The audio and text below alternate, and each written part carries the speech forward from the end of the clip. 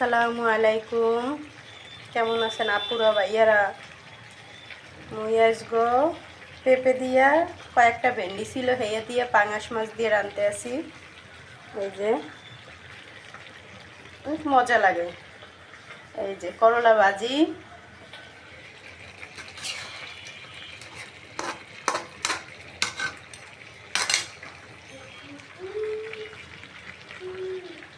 আমরা ওরম রাঁধতে খাইবেন আপুরা ভাইয়েরা।